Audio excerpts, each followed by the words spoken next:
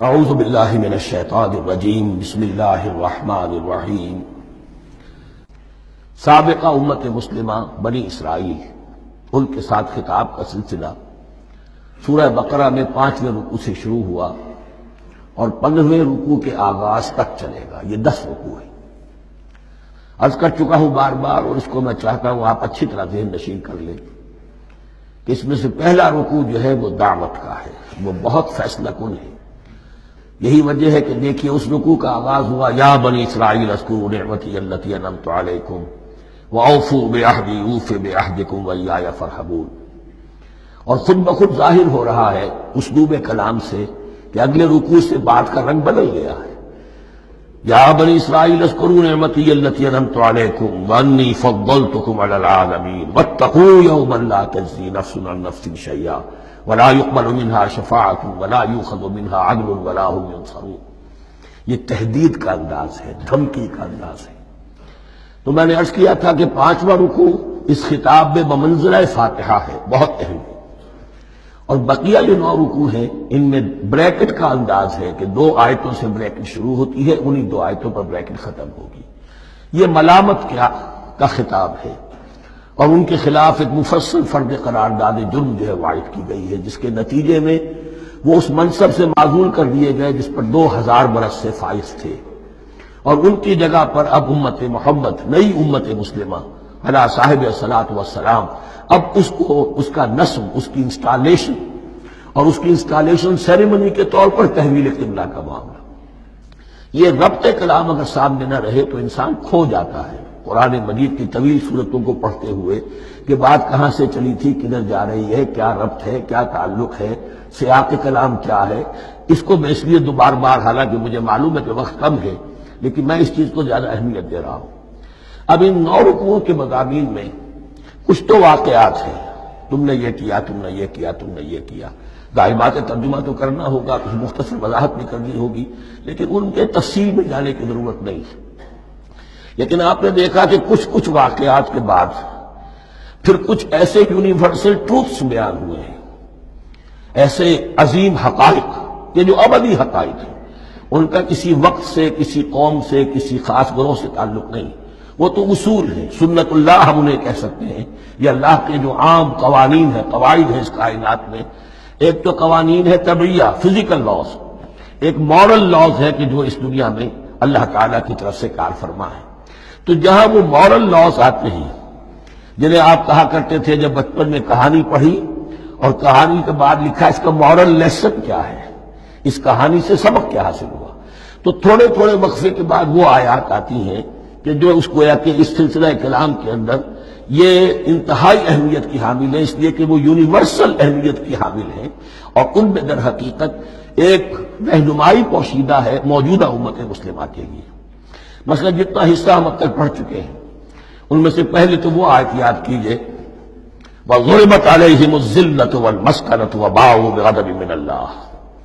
معلوم ہوا کہ ایسا ہو سکتا ہے کہ ایک امت مسلمان ہو، اس پر اللہ کے بڑے فضل ہوئے ہوں، بڑا اکرام ہوا ہو، بہت انعام ہوا ہو، پھر وہ اپنی بے عملی یا بد عملی کے باعث اللہ تعالیٰ کے غضب کی مستحق ہو جائے اور ذلت اور مسکنت اس پر تھوپ دی جائے۔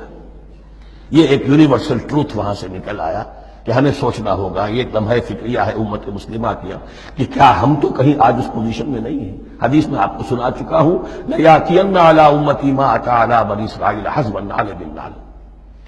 دوسرا اسی طرح کا یونیورسل ٹروتھ والا مقام تھا آخری جو ہم نے کل پڑھا ہے ثُمَّ قَسَتْ قُلُوبُكُمْ وَهِيَ كَالْحِجَارَةِ أَوْ أَشَدُّ قَسْوَةً۔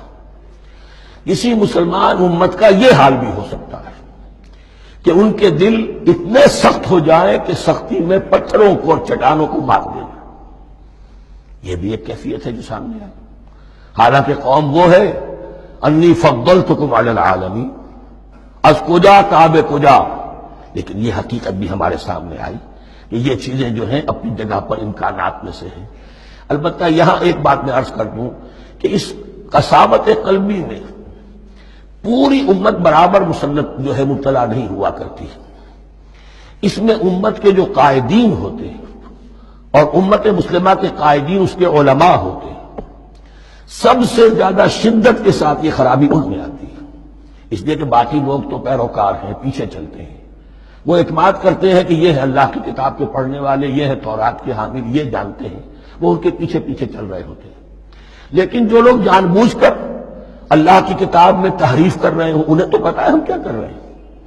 جو لوگ جان بوجھ کر حق کو پہچان کر اس کا انکار کر رہے ہیں، انہیں تو پتا ہے کہ ہم کیا کر رہے ہیں۔ در حقیقت یہ سزا ان پر آتی ہے۔ یہ بات اب ان آیات میں جو آج ہم پڑھنے چلے ہیں بہت زیادہ واضح ہو جائے گی انشاءاللہ۔ فرمایا افتطمعون ان یؤمنوا لکم، تو اے مسلمانوں کیا تم یہ توقع رکھتے ہو کہ یہ ایمان لے آئیں گے تم پر، تمہاری بات مان لیں گے؟ ظاہر بات ہے مسلمانوں کو توقع تھی کہ مشرکین مکہ تو بہت دور تھے دین سے، توحید سے دور، رسالت کا کوئی تصور ہی نہیں، کتاب تو ان کے پاس تھی ہی نہیں۔ یہ تو یہود ہیں اور ان کے پاس تو کتاب رہی ہے، یہ موسیٰ کے ماننے والے ہیں، یہ توحید کے علم بردار ہیں، یہ آخرت کا بھی اقرار کرتے ہیں، تو انہوں کو جھٹپٹ مان لینا چاہیے۔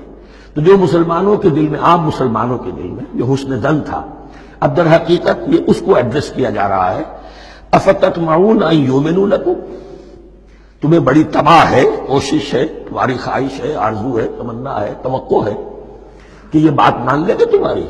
وَقَدْ كَانَ فَرِيقٌ مِّنْهُمْ يَسْمَعُونَ كَلَامَ اللَّهِ ثُمَّ يُحَرِّفُونَهُ مِن بَعْدِ مَا عَقَلُوهُ وَهُمْ يَعْلَمُونَ، جبکہ حال یہ ہے کہ ان میں سے ایک جماعت، ایک گروہ وہ بھی ہے کہ جو اللہ کے کلام کو سن کر پھر اس میں تحریف کرتا رہا ہے، اس کے بعد کہ اس کو سمجھ لیتا تھا اور اچھے جان بوجھ کر تحریف کرتا تھا۔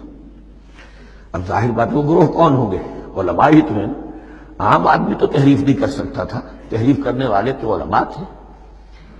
افتؤمنون ان یؤمنوا لکم وقد کان فریق منهم یسمعون کلام اللہ ثم یحرفونہ من بعد ما عقلوہ وهم یعلمون واذا لقوا الذین آمنوا قالوا آمنا۔ اب دیکھیے ایک بات بڑی عجیب سامنے آئے گی کہ جس طرح منافقین مسلمانوں میں تھے، ایسے ہی منافقین یہود میں بھی تھے۔ یہود میں سے کچھ لوگ ایسے تھے کہ جن پر حق جب منکشف ہو گیا، اور کچھ ان کی صالح فطرت بھی تھی، اب وہ آنا چاہتے تھے اسلام کی طرف، لیکن اپنے خاندان کو، گھر والوں کو، اپنے کاروبار کو، اپنے قبیلے کو چھوڑنا بھی ممکن نہیں تھا، اور قبیلوں کی سرداری جو ہے وہ ان کے علماء یہود کے پاس ہے۔ تو دل ان کے کچھ صاف ساتھ آ چکے تھے اہل ایمان کے، اور جب وہ اہل ایمان سے ملتے تھے تو کبھی کبھی باتیں بھی بتا دیں، ہاں یہ بات جو محمد کہہ رہے یہ تورات میں لکھی ہوئی تھی، واقعی یہ بات یوں ہی تھی۔ اب اس کے بعد جب وہ جاتے تھے اپنے شیاطین کے پاس، وہی شیاطین ان کے علماء، ان کے بڑے سرکردہ لوگ، تو وہ جا کر انہیں ڈانٹ ڈپٹ کرتے تھے، بے وقوفو یہ کیا کر رہے ہو، تم یہ بات بتا رہے ہو انہیں تاکہ اللہ کے ہاں جا کر وہ تم پر حجت قائم کرے کہ انہیں پتا تھا اور پھر بھی انہوں نے نہیں مانا۔ اب یہ ان کا آپس کا مکالمہ ہو رہا ہے۔ وَإِذَا لَقُوا الَّذِينَ آمَنُوا قَالُوا آمَنَّا، اور ان میں سے کچھ لوگ ہیں کہ جب ملتے ہیں اہل ایمان سے تو وہ کہتے ہیں ہم ایمان لے آئے۔ وَإِذَا خَلَا بَعْضُهُمْ إِلَىٰ بَعْضٍ، اور جب وہ خلوت میں ہوتے ہیں ایک دوسرے کے ساتھ، قالوا وہ کہتے ہیں اتحدثونہم، کیا تم بتا رہے ہو ان کو، بما فتح اللہ علیکم، وہ باتیں جو اللہ نے کھولی ہے تم پر، لیحاجوکم بہ عند ربکم، کہ وہ تم پر حجت قائم کرے تمہارے رب کے پاس، کہ اللہ اس نے مانا تھا کہ ہاں تورات میں یہ ہے، تو تم ذرا عقل سے کام لو، یہ حقیقتیں جو تورات کے ذریعے سے ہمیں معلوم ہے مسلمانوں کو مت بتاؤ۔ اس پر اللہ کا تبصرہ کیا ہے؟ افلا تعقلون، یہ تو ابھی انہی کا قول ختم ہوا کہ کیا تم عقل نہیں ہے کہ تم ایسا بے وقوفی کا کام کر رہے ہو؟ اولا یعلمون، یہ تبصرہ اللہ کا، تو کیا یہ لوگ نہیں جانتے ان اللہ یعلم ما یسرون وما یعلنون، کہ اللہ تو جانتا ہے وہ سب کچھ بھی جو وہ چھپاتے ہیں اور وہ سب کچھ بھی جسے وہ ظاہر کرتے ہیں۔ تو چاہے یہ باتیں مسلمانوں کو بتاؤ نہ بتاؤ، اللہ کی طرف سے تو محاسبہ ہو ہی جانا ہے، لہذا یہ بھی ان کی ناسمجھی کی دلیل ہے۔ صدق اللہ العظیم۔